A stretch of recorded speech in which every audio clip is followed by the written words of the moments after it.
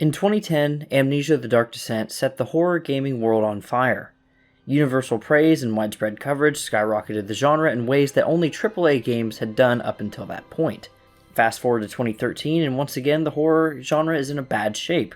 The Amnesia spin-off, A Machine for Pigs, wasn't well received, and to top it off, a AAA horror game, Dead Space 3, also released that same year with less than stellar praise. So there was a void to be filled, and with great trailers and the rising popularity of YouTube Let's Plays, Outlast by Red Barrel's released to great success all around. Now looking from hindsight nearly a decade later, Outlast shows its age in a lot of ways.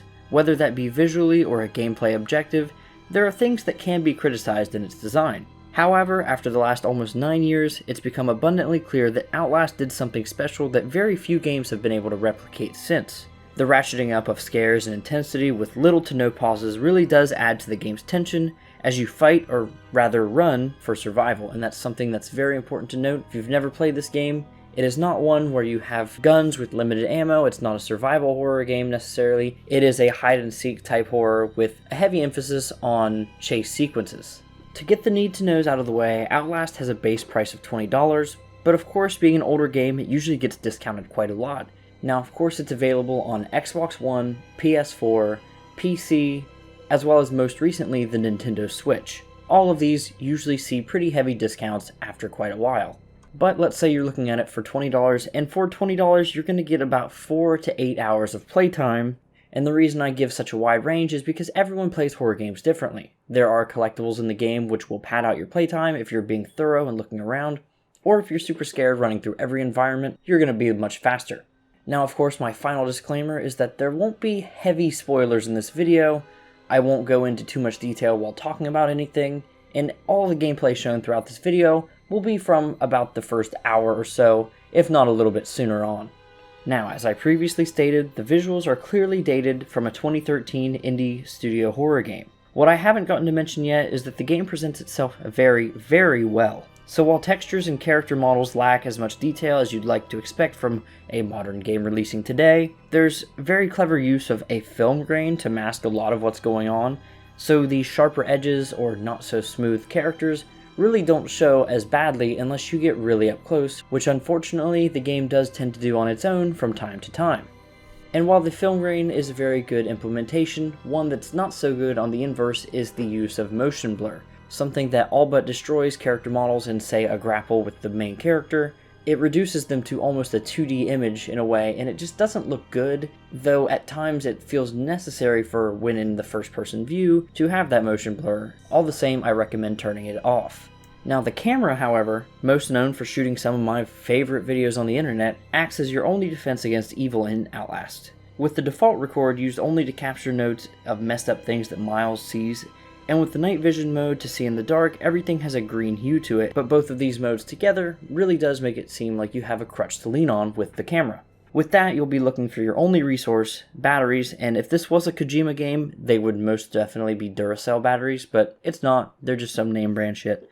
However, circling back around to the graphics, the game's art direction is able to thrive off of these mechanics. First off, the night vision allows the environments to be so dark that you'd think it was the new reboot of the Batman. Once again, this helps to ease the aging of the visuals as you can't see most of them. But my praise for the art direction doesn't end there, as the use of light and even color, like blood trails for instance, are consistently used to guide the player through the level when they can be maze-like and very confusing at times. Now the game is strictly linear, progressing from one area to the next without really being able to backtrack in any meaningful ways. There are open environments that usually consist of an objective that requires you to activate 2 things to progress, while an enemy or 2 patrols the area. These segments are where I feel the game shows quite a bit of age. While the chases are exhilarating and the map layouts are usually pretty good, there's an overuse of this gameplay loop. Even variation of different tasks per area would have helped a lot. Unfortunately, it's usually just go activate this thing and run and hide.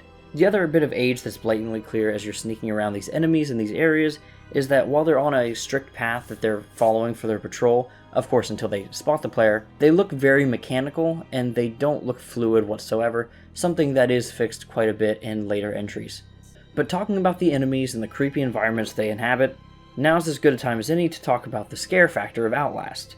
Outlast starts off with gore, jump scares, and hair-raising music to match. And while the game is criticized for relying really heavily on the jump scares at times, I don't believe that's really true. And what I mean by that is there are plenty of times where the stealth around an unaware enemy is the fear, or even better yet, the pitch black environments where you never see the threat if you're cautious enough. And in that way, I really do want to praise the game for showing some restraint when for the most part, it gets a lot of slack for not. Now, unfortunately, the gore and similar open environment objectives really do eventually lead to a desensitization of the horror that I think the final act was meant to subvert, but it still isn't scary even in the end. However, I must say the ending of the game is very interesting and it's very different visually, so therefore I think it still has variety all throughout the time, but that's really about it.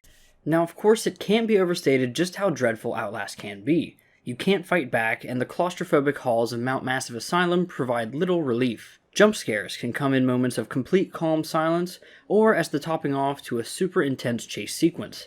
The use of tight and dark spaces, body mutilation, and even gore are all part of the horror of Outlast.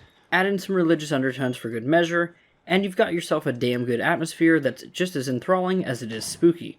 Trust me when I say that Red Barrels knows exactly what they're doing, something they lean even heavier into with Outlast 2, to somewhat similar success.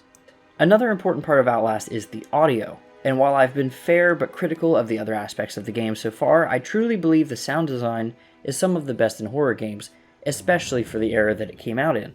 From small sound effects like the ping of the night vision activating or Miles breathing heavying as he sees something disturbing, all the way around to the soundtrack, I think Outlast nails it. Walking on different surfaces creates different sounds, and that's not just immersion because it's true for the enemies as well, so it's really a great indicator of telling you where they are, especially when you can't always see them due to the lack of vision. And as I said, the soundtrack is really quite good if a bit simple. It's got a main theme and chase music, as well as little quips that play while opening the collectibles tab, but most importantly, there are tracks that play throughout the game at specific moments that are meant to convey how the player should be feeling. The wide emotional range goes from string music building up tension for a scare, all the way to slow and somber melody that usually accompanies some tragedy witnessed by the player.